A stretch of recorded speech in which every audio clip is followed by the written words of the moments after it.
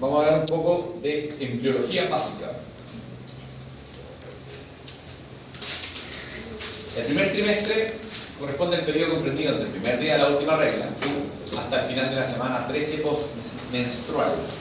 Por lo tanto, 13 postmenstrual sería hasta como la semana 11 de desarrollo, ¿ya? Más o menos, ¿ya? Incluye la ovulación, incluye la fecundación, incluye la segmentación, la implantación, la organogénesis, el desarrollo placentario, el desarrollo del cordón umbilical. En términos estrictos, ¿cuál es la diferencia entre un embrión y un feto? Que el feto tiene placenta, el embrión tiene celular. ¿Ya? Acuérdense que la ovulación, vamos a tener folículos primordiales, que van a ser entre 5 a 12 folículos primarios por ciclo, van a degenerar todos menos uno, en general, que sería el folículo dominante. La elevación de LH va a provocar la ovulación alrededor del día 14. El ovocito va a estar rodeado por la zona pelúcida y células de la granulosa. Las fibras, entre comillas, capturan y empujan al ovocito al interior de las trompas. Ese paso realmente es casi un milagro. Y el folículo vacío residual se va a transformar en el cuerpo lúteo. ¿Dónde ocurre la fecundación? Ocurre en la trompa, en la porción ampular de la trompa. ¿Tiene alguna importancia que ocurra en la porción ampular de la trompa? Sí, es el lugar más común de ectópico. El ovocito puede ser fecundado solamente por 24 horas.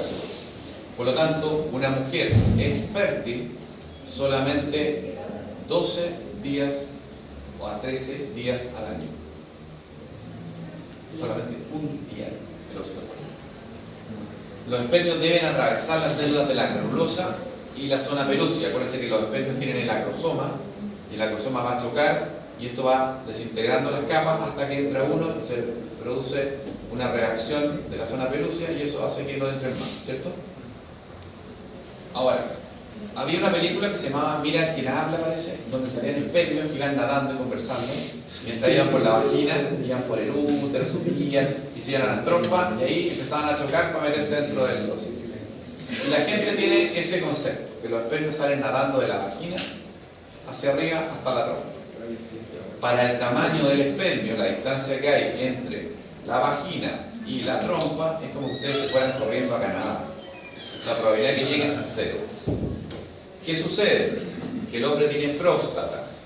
En la próstata libera una sustancia que se llaman prostaglandinas. Esas prostaglandinas provocan contracciones uterinas. Y esas contracciones uterinas es un mecanismo de succión y chupan los espermios por arriba. Ese es el fenómeno por el cual los espermios suben.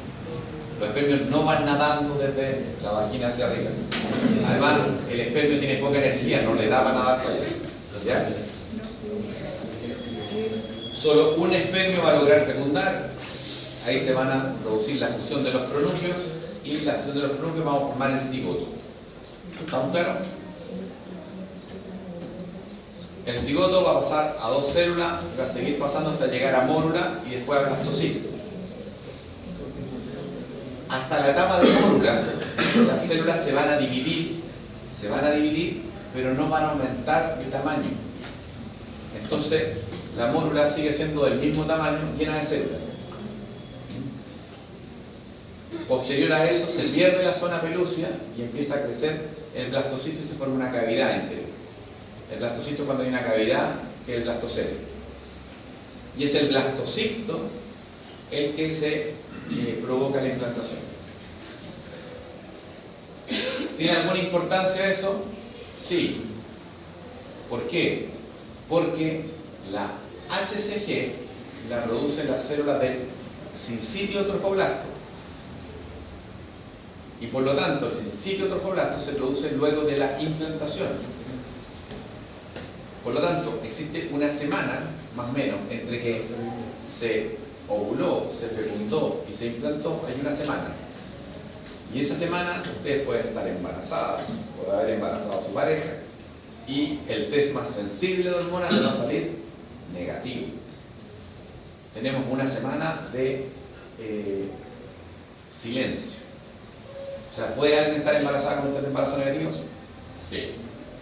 Tenemos esa primera semana. Entonces, se produce la ovulación, entra nuestro óvulo, se fecunda en la porción auricular de la trompa y se provoca una serie de divisiones. Fíjense que va cambiando, pero el tamaño no cambia. Hasta ahí no cambia, hasta que la mórula. Y después se forma el blastocisto y se implanta. Y cuando se implantan vamos a tener el embrioblasto y el trofoblasto. Y el trofoblasto tiene el sincitio y el citoblasto. ¿Ya? ¿De acuerdo? Aquí un palazo para la biología. Ahora, uno siempre piensa que el ovocito va bajando de manera, así como cayéndose, de manera regular y ordenada. Eso es falso. La fecundación se produce en la porción auricular y ahí se queda el ovocito un tiempo hasta que ciertas señales empiezan a hacer que baje. Es por eso que es mucho más común el ectópico en la trompa, en la porción auricular, porque si no sería equiprobable en cada porción. Entonces el blastocisto va a emerger de la zona pelúcida, el blastocisto desnudo va a interactuar directamente con el endometrio materno, y las células del trofoblasto dan lugar a las membranas de la placenta, se va a abrir el cito y sincitio, y el sincitio es el que produce la gonadotrofina coriónica humana, ¿ya? La HCG. Que acuérdense que medimos beta porque es la única que es específica de la HCG.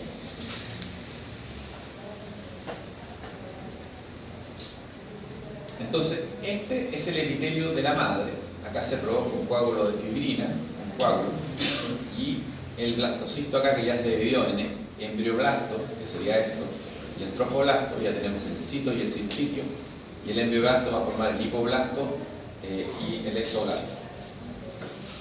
Entonces, eso da lo mismo. Entonces, yo sé que ustedes lo dominan y lo saben a la perfección, pero ¿qué me interesa a mí de esto? El embarazo no está en la cavidad endometrial. Este es un alien, invadió a la madre, se metió dentro.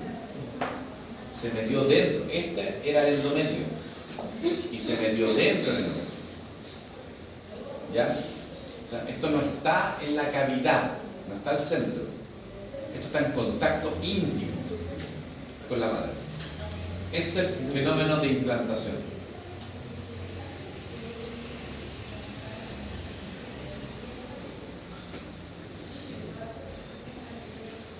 Estas son otras cosas que la verdad no tienen mucha importancia. ¿Qué me interesa de embriología?